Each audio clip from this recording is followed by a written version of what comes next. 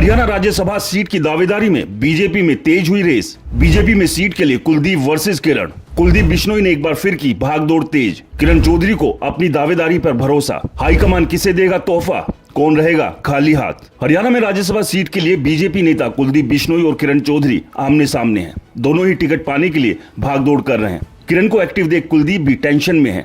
हरियाणा में गृह मंत्री अमित शाह के दौरे के बाद राज्यसभा के लिए दावेदारी में सक्रियता बढ़ी है।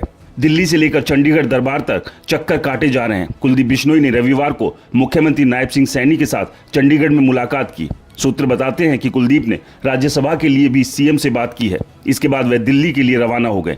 वहीं किरण चौधरी भी मुख्यमंत्री नायब सिंह सैनी और दिल्ली में बीजेपी के बड़े नेताओं से लगातार संपर्क में है। ऐसी चर्चा है कि वह इसलिए कांग्रेस छोड़कर बीजेपी में आई है।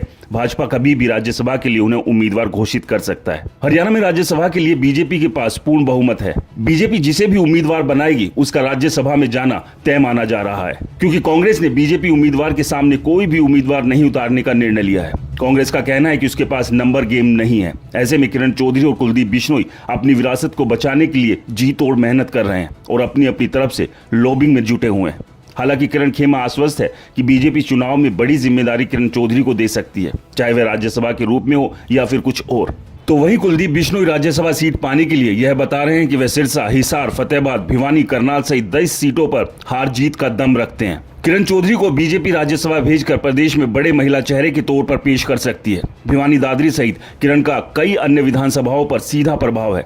दक्षिण हरियाणा में बीजेपी पहले ही मजबूत है। किरण की मजबूती से बीजेपी को कहीं ना कहीं और मजबूती मिलेगी।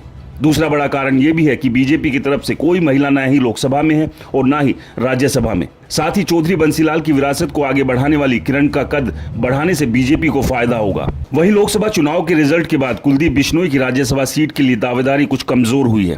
दावेदारी कमजोर पड़ने का कारण आदमपुर, नलवा, फतेहाबाद जैसे बिश्नोई बाहुल्य सीटों पर पार्टी का हारना है।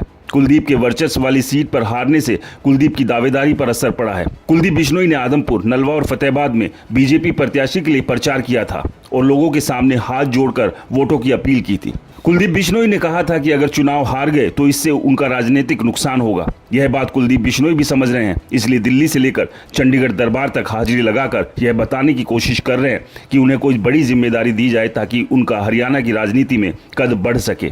अब ऐसे में देखना ये होगा कि बीजेपी किरण चौधरी या कुलदीप बिश्नोई में से किसे राज्यसभा की टिकट देती है और किसके हाथ निराशा लगती है। इस सब को लेकर आपकी क्या राय है, हमें कमेंट्स कर जरूर बताएं।